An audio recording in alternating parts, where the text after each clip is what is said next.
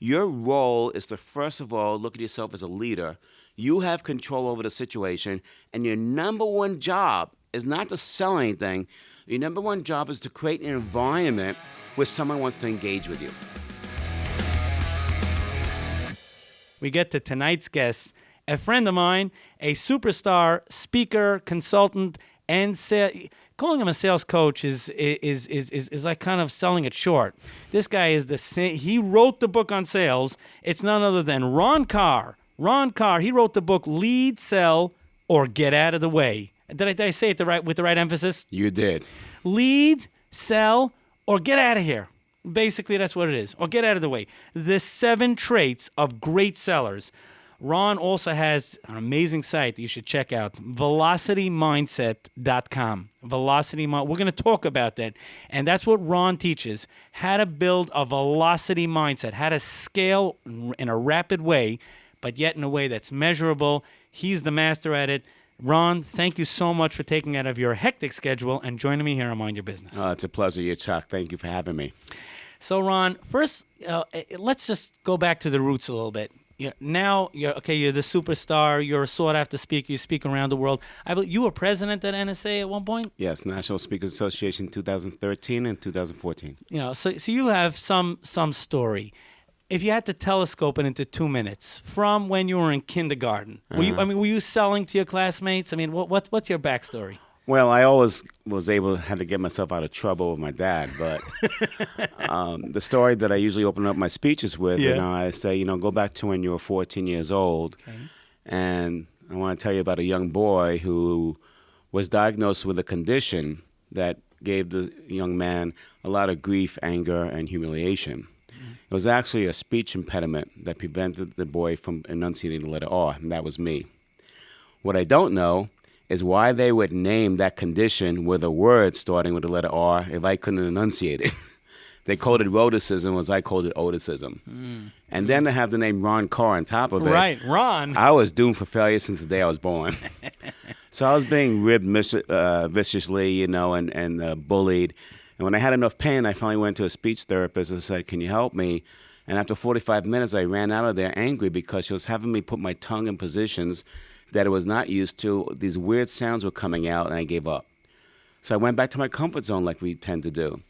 And I went back to a speech therapist a year later, and I said, "Can you help?" She goes, "Yes, but it's not going to take a week. It's not going to take a month. Are you committed?" For as long as it took. It took 2 years. But who would have known then that 43 years later, after suffering that, I would have been inducted as the 40th president of the National Speakers Association. So the point I ask my audiences is, and it's a good maybe question to start the show with today, what's your impediment from doing more? What stops you? That's such a great thought and a great way to start. I mean, so that you challenge. Right. You go by challenging the person. Well, you have to challenge people because, we have to get their attention. And they have to be engaged. And one of the best ways to engage people is by challenging them in a positive way. Now, for the past 30 years, you help clients grow. I'm not going to put you on the spot to name drop some of your top clients that you've either spoken, at their conferences or that you coach. But you've built the velocity mindset. It's such a fantastic concept. Even just saying it gives an adrenaline rush. Sure. What is a velocity mindset? Well, the example I use is if you're a manufacturer and you invest a lot of money in this big machine, and let's say you're only producing 10 units a week, well, that's going to cost you X because the costs are amortized over each unit. Right. But if you increase production to 100 units, well, now your cost goes down, your profit goes up. Right. So if we look at ourselves as a machine, each individual, the question we're all asking ourselves is how can we do more in the time that we have? We all have the same amount of time. Right. How can we sell more in the same amount of time? How can we sell faster? How can we reduce the sales cycle? How can we, as an organization, become a real high-performing sales culture where everybody in the organization is supporting it? So it's really about how to become more successful, reduce sales cycles, but do more in less time, and that's what velocity is about. Now, so maybe walk us through the velocitymindset.com. What will happen when someone goes to the site? So when you go to the site, the first thing you're going to see is a 2.5-minute video, which I invite all of you to watch. It's a pretty powerful video which gets into some of the techniques of what you have to do to create velocity. And then, of course, if you look through the services and the resources, you see all the things that we have, from keynotes to consulting and books and tapes and all that you can get to help you with the process. So again, these days, how do you spend most of your week? So I do what everybody else does. I also talk to clients. I'm part of the sales process. I'm obviously consulting and speaking on main stages. So, I always say to my audiences, what do you get paid to do? I get paid to do 3 things: create content, deliver it, and sell it. You say salespeople often sabotage the chances of their success by having the wrong conversation. I love when you go into it. What does it mean? What is the wrong conversation in the world of sales? They're too self-focused. They're talking, first of all, a small conversation around the products. And you're not getting to what's important to the customer. The products are the how you do something. What you have to get the attention of the customer is the what, the outcome. So take it away from yourself. Stop puking over your customers, which is people who utter knowledge about everything. Start puking about all features of which the customer is not interested in, most of them. And start asking them about the outcomes that they're after. So one company that we had was a major financial services company. They knew it took 5 calls before they get an investor on board. They wanted me to help them get it down to 4, 3, whatever we could. Right. We got it down to 3 calls. The way we did it was we realized that the financial reps, when they were talking to prospects, they were doing the social relationship, talking about family and friends and all this stuff. Baseball teams. Yeah, for 10 minutes, and I saw the people's eyes just rolling. And I said, look, in today's age, that doesn't cut it anymore. The way you build a relationship is being of value to helping people get to where they want to be. So why don't you ask them this question after you say hello, you get the contact, and say, look, I might hear about stocks and bonds. What I really want to ask you is an important question, if you don't mind answering. That question is, when it comes to your money in the future, what are the 3 things you want your money to provide for you? Now, when you ask a question like that, Yitzchok, all of a sudden people's eyes roll up, and there's a change in the brain. And what happens is, it's now all of a sudden the guard that they had up, where they're trying to protect you from selling something they don't know, it goes down, because all they're thinking about is themselves, and that's where you want to get them to be. A quick point, we did it to one of the classes, that company, and after doing an hour on this, that night, one of the reps who was there for 4 years called me up and said, I used it. I had 2 widows, both I couldn't get to commit. Both had $100,000. One I'm dealing with for 6 months, one for 2 months. One of them gave me the money that night because we got into a different conversation, and the other one gave me another appointment. That's how powerful it is. Now, so that the importance of having the right conversation instead of the wrong conversation. Right. And again, the key is focus on the outcomes, the takeaway. Not the specifics. So. Let me ask you a question. Let's say a car dealership. Did I pick the wrong one? No, it's a great one. Okay. So are people, or let me ask you this way. I mean, I would imagine that there are many people that are looking for the features. They want to know, does it include the tinted windows, include the leather seats? So you said, can I ask you anything?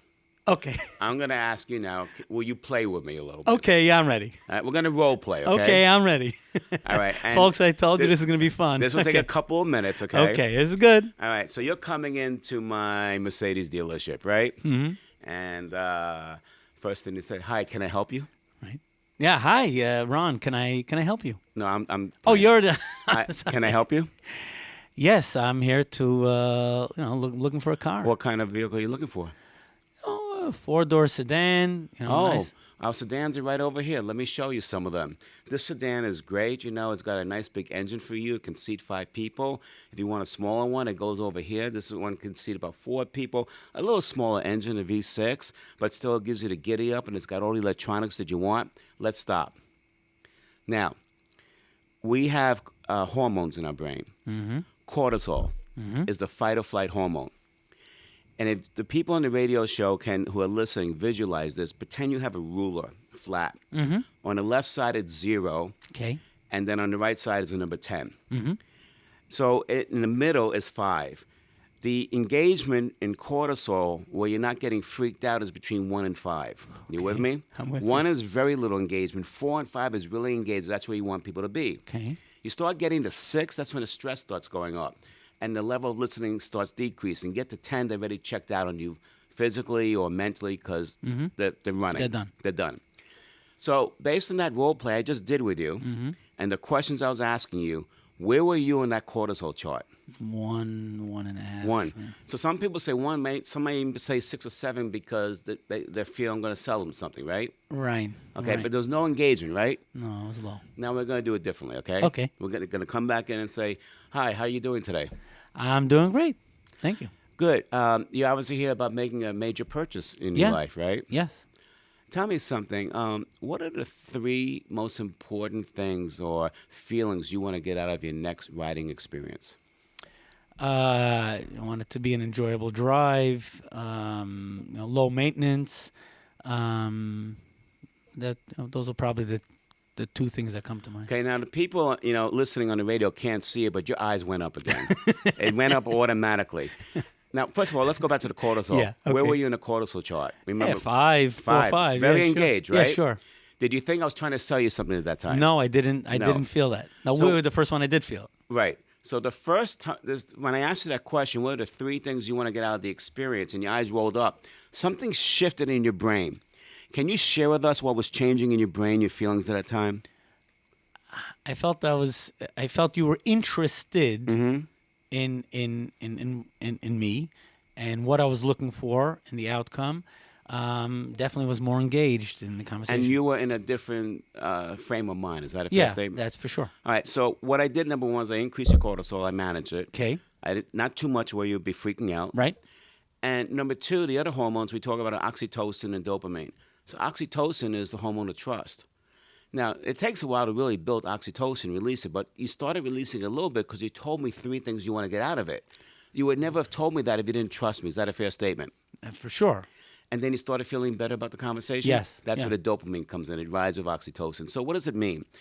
It really means that I teach sales executives, CEOs, and anybody who's involved, professional service providers, your role is to, first of all, look at yourself as a leader. You have control over the situation, and your number 1 job is not to sell anything. Your number 1 job is to create an environment where someone wants to engage with you. And most people do it wrong because they talk about products and services, the boredom, the cortisol, they either go down to 1 or they go up to 10, and they're not getting anywhere like we did in the first role play. Right. And that's self-focus. But if we shift it to where you're trying to go, what's important to you, and if we elevate the conversation beyond the product to what I call the enterprise conversation, where you're getting into a bigger picture, you're going to be able to get into bigger conversations that you wouldn't have gotten before. And it's no longer about a product. It's no longer about a car for a price. It's about those things that are quantifiable and qualifiable in the whole picture, if you will. And it separates you from everybody else. It's amazing. Ron, okay, I have to just let me ask the question Sure. this way. Is it the same thing for B2C and B2B? It is. I mean, in B2C, maybe, but what's B2C? You go into a high-end clothing store. Right. Well, a car room is a B2C. Right, that's B2C. You know, so so I guess my question is B2B. Oh, absolutely. I mean, I do a lot of work with B2B, and it's most of my clients. And look, what are we all fighting for? You know, in speaking, we say we're fighting for stage time. We're all fighting for stage time in people's minds. Will they take my call? Will they take my email? Will they give me an appointment? You know, I mean, what are the voicemails that don't get returned? You know, the number 1 voicemail is? Hi, my name is Ron Karr, and I'm from Karr Associates, and I want to talk to you about speaking at your next meeting. Would you please give me a call? That's a 1. So, 0.01. Yeah. but most people do that, right? Right. So now, answer this. Okay. My name, Ron Karr. The first thing I said, self-focus or customer focus? Self-focused. All right, Karr Associates, my company, self-focus or Totally self. my product, speaking. It's you. It's all about you. Was there any room for you? No. Are you listening? We're on the radio, but no. Are you going to call me back? Probably not. No. So forget about who you are and get into the outcomes. You got 10 seconds to get someone's attention. What would be a great voicemail? Well, it could be like saying, and talking with a lot of your peers, they're all struggling with how to get more out of my salespeople. Please give me a call so I can share some ideas with you. It's great. What would that All do? about them. It's all about them. And Of course. You'll get a call back. Yeah. Now, will they all call me back? No, but all we're looking for is to increase it by 10, 20%. right. We're making a heck of a lot more money. Folks, my guest this evening is Ron Karr, Lead, Sell, or Get Out of the Way. And a lot of these questions are in that book, by the way. Yeah, this book, yeah. this is the book, folks. By the way, just to share, to name drop some of the testimonials on the back. Larry Kellner, right? He was the former the chairman and CEO at Continental Airlines. Barry Goldstein of Starwood Hotels. I mean, yeah, the list goes on. This guy is the real thing. Ron Karr. First of all, I on a personal level, I'm a good friend of Ron, and I thank you for your friendship. Sure. Publicly, we still have a while to go on the show, and I'm grateful for that because I still have a lot of questions here. What are the main character traits that a successful salesperson has to be hardwired with? Great question. You said I could ask you anything. I know. Okay. Number one trait, empathy. Really? Yes. Not bulldog? No. Empathy. Empathy. I mean, I'm with you. We care do about assessments. you. If they don't have a score of above a 7, we're not interested. I'll tell you why. If you don't have empathy, do you have an interest in other people? No. Are you it's likely to ask them questions? It's going to be all self-focused. Exactly. So that's what we're looking for. We want people who can empathize. And we want people that can really get into the world of the customer's business to see it from their perspective so that they can help solve their problems. Look, business is nothing more than solving problems, okay? Right. It's not about selling. If we're going in and trying to sell a product, you may get a transactional sale, but you're not going to get a lifetime customer, and it's going to be price dependent. But if you really want to sell at higher value, higher prices, and you want to get most of that person's business, go in as a solutions expert. Go in and find out what they're trying to get to. Because wherever we're trying to get to is where we're going to spend our money and help them get there. So gold. Empathy is number one. Empathy. What is 2? Tenacity. Right. It's got to be a close second. I remember when I was in sales Can't be a schlep. 40 years ago. Okay. I was in the computer industry, and I was driving with my manager in New York, and I was speeding along in Harlem. And my manager was getting white-faced, and he goes, Karr, I don't know about you, but you always take it to the edge of the cliff, but you never fall off. So, that's a little bit of what you need. You can't let the no stop you. When people say no to you, they're not rejecting you. It's simply an answer of no risk. Yes is the answer of risk. So tenacity is the people who don't give up. Now, it doesn't mean you keep going after a bad prospect. Right. You can't sell to everybody. You got to qualify them whether they're the right fit for you and vice versa. But if you're getting a no, find out what you missed. Maybe you need to ask a better question, and maybe the timing is not right. So then you go back when the timing is right. Beth Comstock had a great line. No is not yet. Yes. Right. You find that many times. You just have to, it doesn't mean. Well, Harvard did a study many, many years ago, and they said that the average salesperson stops after the first no. The ones who are in the top 1% keep going after the third no, fourth no, and fifth no. How many times would you say, now, let's say you're running after a prospect. Right. And they're just being unresponsive. They're not getting back to you. How many times do you need to at least, how many touch points, whether it's by email, phone, whatever? So one of my bigger clients was ACT for medical imaging. It was a huge contract because they were going from film to filmless. And I did a talk for one of the sister divisions, the film division in Vegas, and I said, who else can I speak to? And he says, well, go to medical. They just merged with Sterling. So he gave me the name of the person. I'm calling him up. And after 10 phone calls, the guy finally took my call. And he said, look, we got 2 disparate cultures. We're bringing them together for the first time. We talked about a keynote speaker. I said, it's a big issue. Why don't I send you my tape, which he asked for. And I said, why don't we meet in person since this is a big issue? And he said, fine. And then he said this line, send me it. We're going to make the appointment, but don't keep calling me. If it takes you 10 more calls, I promise you I'll call you back. He said, yes.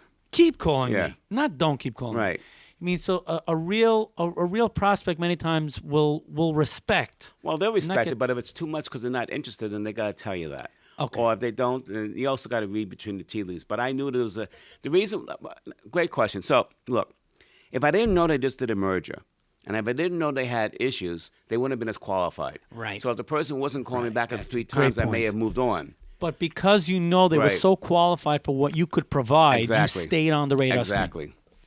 Now, Okay, next question. Do you always need a counter offer, or is it okay to sometimes give in to the customers, bargaining,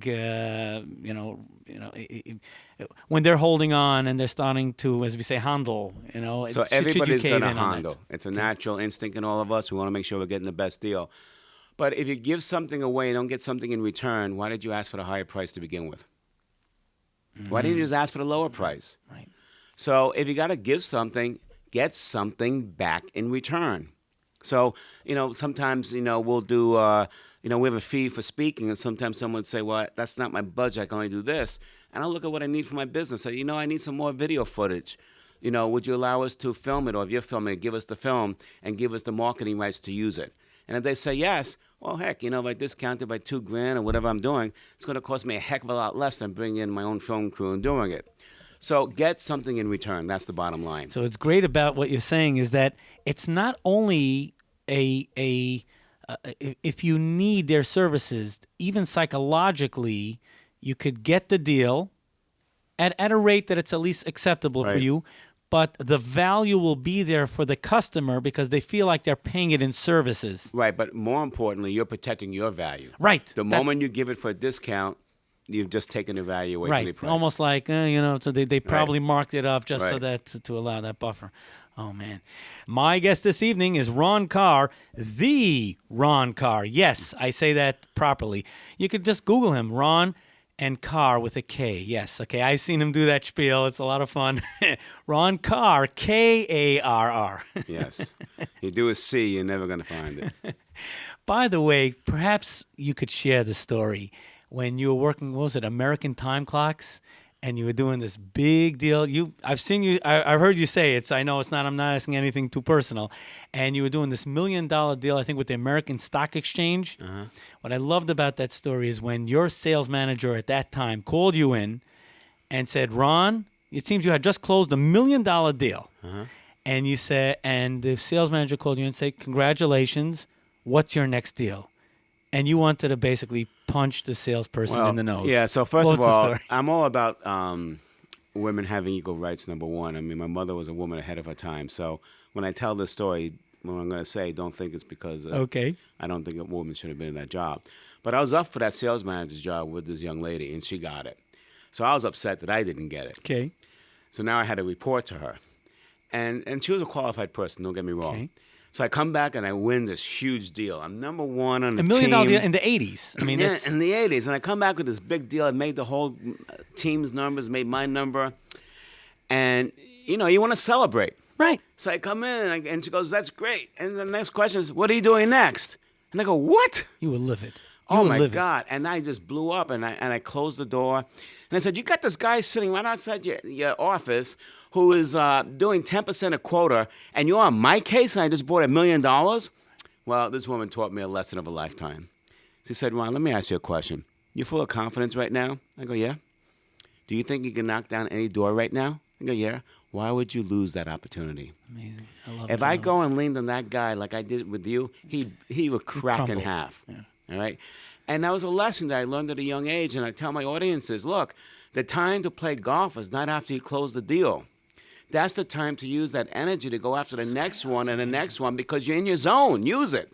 Such a great The time story. to play golf is when you need to take a time out. You're in a rut. Then go out there for a couple of hours, clear your head. Such a great story. Folks, such a great story. If you're coming off of a win, hold on to that energy. Hold on to the energy. And hold use on it. to the velocity. Use it. And use it. Translate it into more. Absolutely. Now, this, by the way, the tough questions I say for our guests, and I mean, all of them are great, but Ron in particular, I knew that I could toss any tough sales question, and therefore we got some good ones. The previous part was also good, but okay. Let's say, how do you sell something that the customer believes is too costly? Right. Okay. And at the same time, let's even paint the scenario where the salesperson themselves kind of feels that, I don't know if the value is totally there. I'm selling something, whatever the product is, it's $7,500, it's $15,000, and they're getting pushback, but the value inherently is there, but the salesperson has heard it so many times, getting worn down. What advice, how would you coach that salesperson? Well, there's a lot of things that come up for this answer. Number one, you got to own the offer. You got to believe in it. If you don't, then there's no way you're going to be able to sell it, because the first time someone has an objection, you're going to cave, or they're going to feel your hesitancy. They're going to look for it, and they know they can, like a tiger, they can jump in for the kill. The question you have to ask yourself is, how can I turn it around so I do believe in it? Mm-hmm. So I have several companies on retainer, that sure. are helping me. I'm helping them throughout the year, and they call me up with some big proposals that they're after. And we just got one call this week where they have to ask the customer to invest $3 million in a piece of equipment, and the customer knows they have to invest something, but I can hear the hesitation in the key account manager's voice. Are they really going to pay $3 million? And I'm looking at the sheet and I'm saying, well, if they go to this new machine and you get the more volume, are you saving them money? She goes, yeah, the prices go down. I said, well, how much are you saving them in a year, right? And she says, we're saving them about $800,000 or Okay. $800,000, let's say. I said, great. And this is a 3-year deal, right? Now, $800,000 to $3 million, I can see where you have hesitation. But if you multiply that by 3 years, it's now $2.4 million. Right. Well, all it's really costing them is $600,000. So you're more confident in dealing with that. And she goes, yes. So what you have to do is you have to look at the cost of the lifetime, not just at the time of sale. And all the value that you build in, how are you going to help that customer in terms of price, productivity, whatever you're doing, market share? How is it going to help them? Use the bigger number, because the bigger number always serves you better. Now, okay, but holding on to the idea about the salesperson believing in it. You came straight out. If the salesperson is not all in, they're not vested, they don't see the value, it won't work. Right. And look, I was in that. I mean, my first sales job was selling copiers for all business machines, and they seduced me to hire me. It was when they had the wet bond, liquid people would, get messed up. They just came out with the first dry bond copy. Okay. Very crisp, very clean, right. and beautiful, 15 copies a minute. And they said the collator's going to come in 6 months and all the other stuff. So I go out there knocking on doors, and I go to an office manager, and they're comparing me to a big Xerox machine on the 3rd floor. Can you collate? No. Can you staple? No. We'll come back when you can. Well, after being kicked out several times, I obviously didn't have confidence, right? Right. I wouldn't even be able to tell them what the price of the machine was, because I didn't think the machine was going to work, right? So I said, what can I do differently? And maybe I'm having the wrong conversation. If you go back to what we said earlier, it's not about the product, it's about the outcome. Mm-hmm. I went into a different conversation. I asked the next office manager, would you agree with me that a copy is nothing more than a communication vehicle? And they would say yes. Well, when it comes to communications in that vehicle, what are your 3 biggest challenges? And then all of a sudden they say, oh my God, Sally's got to make one single copy. She has to go up to the 3rd floor. By the time she gets through all the chit-chat and gets up there, it's 20 minutes. We have to wait behind that big job. By the time she comes back, it's 1 hour. I said, how many hours are wasted? They said, try about 2 full-time employees a week. Wow. I said, wow. I said, would you want that productivity back? She goes, how? Well, I'm not competing against Xerox. This is beautiful. My copier does 15 copies a minute. Crisp for those single jobs. Put one on every floor. The money you're going to get back in productivity outweighs what you're going to spend. I started selling 3 at a time. So part of the confidence has to do with you being in the right conversation. So you mean, I'm sorry to interrupt, Sure. but the salesperson themselves, if they take a step back and start focusing on the outcomes, they can get re-engaged, Yes. possibly. So it's outcomes, but it's also understanding what your strength is. Look, there's certain things we can't do. We don't have everything. We can't satisfy a customer 100%. You're always going to be lacking in something. Concentrate on what your strengths are, and then look for those opportunities, and you'll have more confidence, but you'll also find better opportunities. What defines a master salesperson? Is it simply someone who can just sell anything? So yes, in a way, but it's not about selling. It's about what I would call, helping others solve their problems.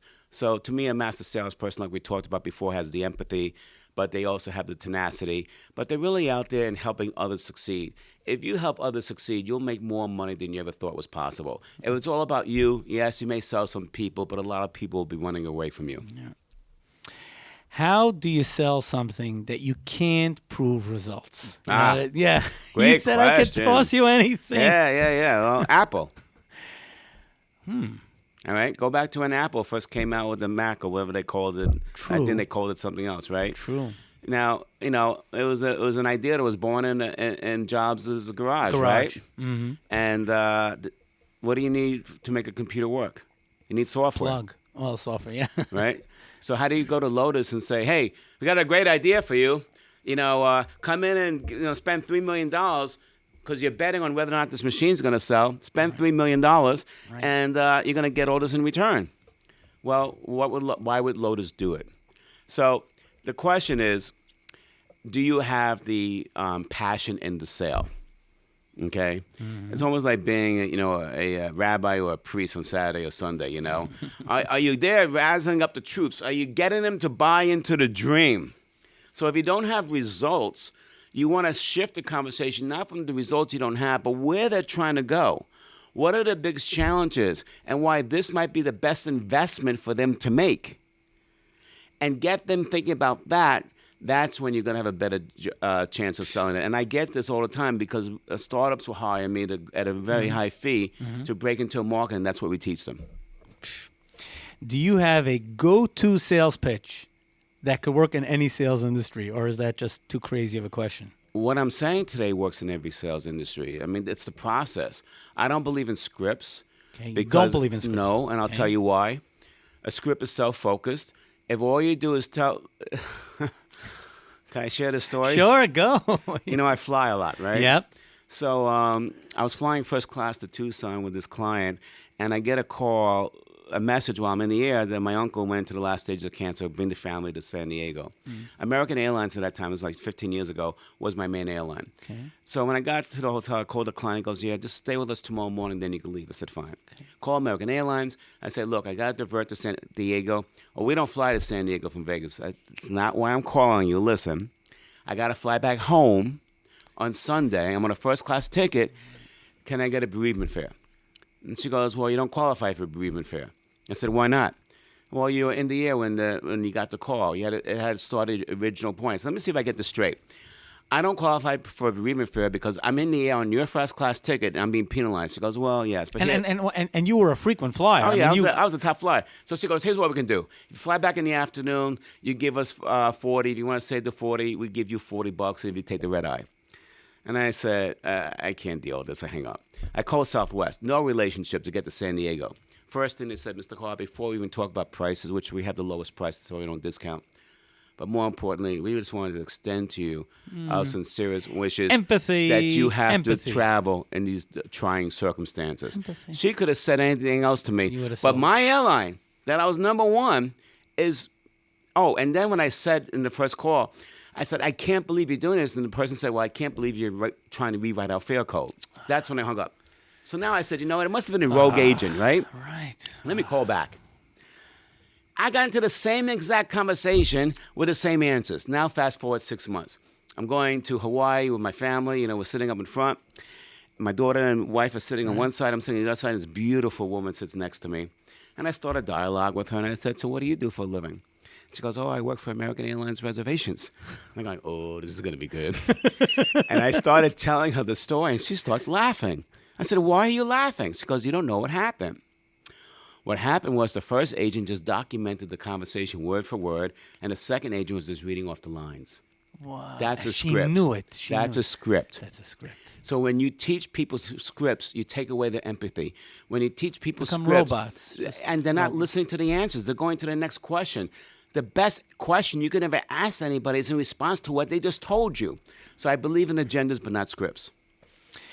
You talk about option selling, and Yes. I love the concept. Perhaps you can, and of course, because it's so key Sure. in I don't think it's fair to say just B2C, but certainly in B2B, there's so many times when you're going for the sale and everything's on the table and the client says no. Mm-hmm. So then the conversation's dead. But you have a great concept. Why don't you option sell? What is that all about? So most people give a proposal that's either a yes or no answer. Here's my solution, take it yes or no.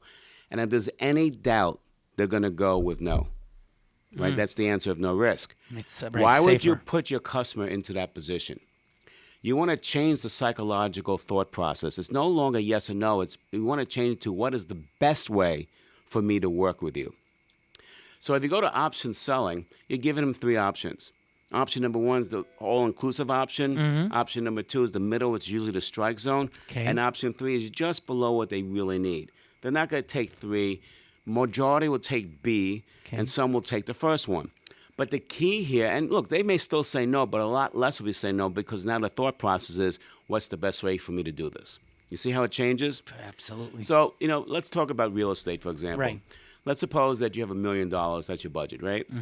And you want to live on the Brooklyn waterfront. You want to view Manhattan. You also want a pool in your backyard. You want a jacuzzi. You want everything and good school system, right? Right. So the realtor takes you to 3 houses that day, right?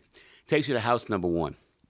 Has everything you want. The best view, the first-rate construction, the pool, the schools, and it says it's $1.5 million. What are you going to say? I got to think about it. Yeah, it's a little too high, right? Let me give you another option. Okay. Takes you to the $1.25 million home. Okay. Has everything, but maybe not the jacuzzi and maybe not as good a view. What are you going to say? I got to think about it. That's interesting. Now you take them to the $1 million home that has no pool, no jacuzzi. There's a building in front of your view. It meets the price point, but it's below your expectations, right? Right. So I'm certainly thinking about either 1 or 2, and 3 is out. Exactly. And what do people always want to do? They want to get everything. Right. They want to find ways to justify it. So they'll say, where can I get some extra money, or where can I do it? But this is how, and I don't mean manipulate, so please don't take it like that. But you control how people think based on what you give them and the questions you ask. A good lawyer controls the conversation on the witness stand by the questions they ask. Right. So you have to take control of the conversation. So I put your people into a yes or no. Give 3 options. The first option's got everything in the world that you know is going to really satisfy them. The middle option's got right there in the strike zone, maybe a little higher than they want price. And the third option maybe meets their budget, whatever, just a little low. I guarantee you're going to sell at higher value. You're going to sell more, close more, and you'll get less no's. I've heard you speak about the UPS strike because you actually presented it, and again, they're rock solid. Yeah. But there was a strike, a couple of years ago. What was the circumstance? And they brought you in to speak. Right. Well, it was a kickoff meeting for the New York region, and you talked about how do you sell in difficult times. Yeah. Well, imagine if you're the key account manager for UPS. That brown truck comes down your street every day at 4 o'clock like clockwork, right? That's right. And one day it doesn't. And now as a manufacturer, you give them a sole source contract, 100%. And now all of a sudden you can't ship. You're caught with your pants down. Yes. So what are these people going to do right after that strike? They're going to call you in and say, we got to cut it in half. We can't do sole source. We need FedEx. We got to protect ourselves, right? So they were about to go into a sales call. Were they confident at that point? Absolutely not. Absolutely not, because they just broke the trust, Right. So what we do is prioritization of needs. If you understand you can't satisfy somebody 100% of the time, number 1, get it down to 30% you have a shot at the deal. And number 2, the biggest issue in people's minds is usually not the main issue. Your job is to deflate it. So when I did this, I said, okay, let's role play. What are the biggest issues you want in a shipper? Make sure you're delivering it, right? Delivery. Reliability. Price, right? Yep. Quality, right? Yep. Maybe business systems to logistics and all that, right? Mm-hmm. Now go to the big elephant in the room.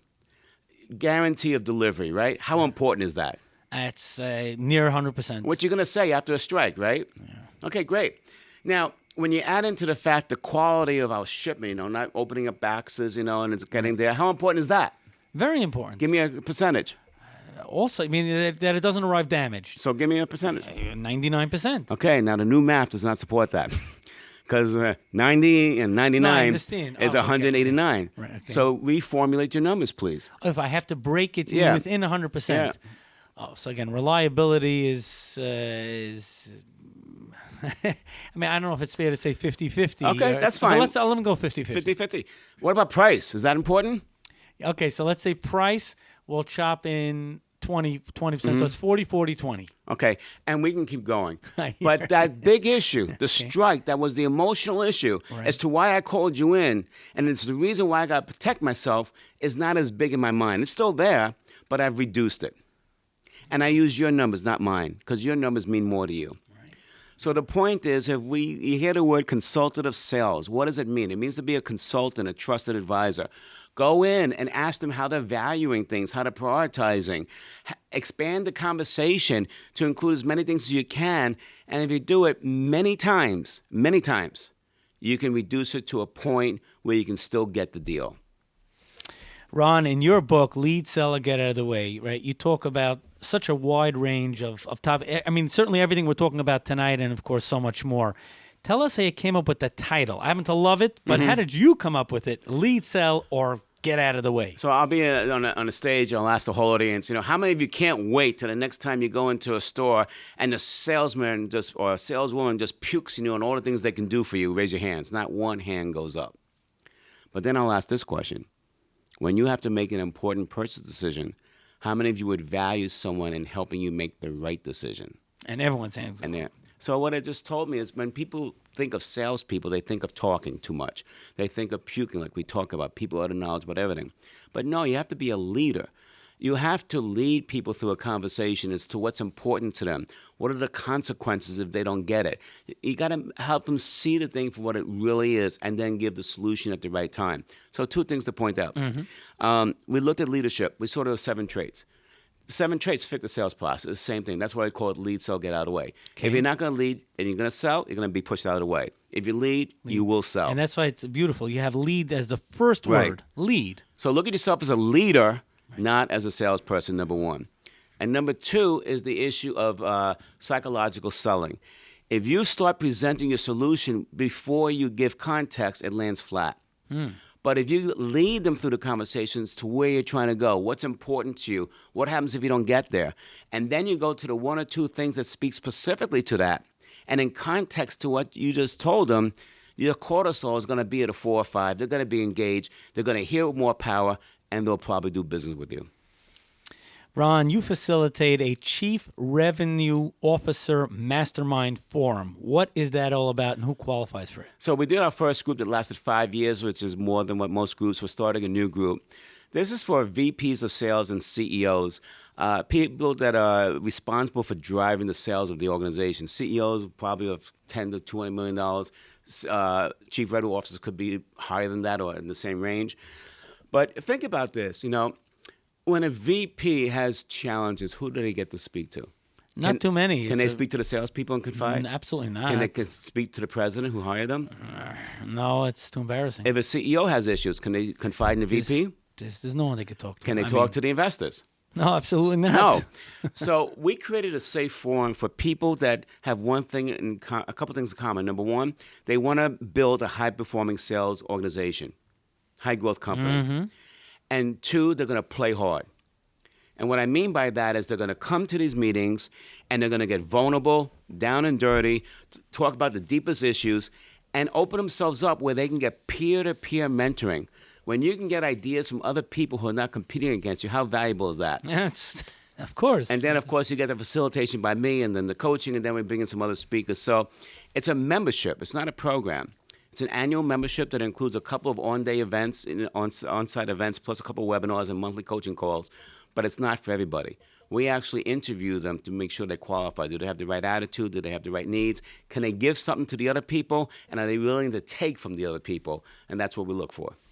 How could people find out more information? They can go to ronkarr.com/CRO. Or they can obviously call us and speak to me directly at 201-666-7599. 201-666-7599. Ron, a final takeaway for the listeners of Mind Your Business.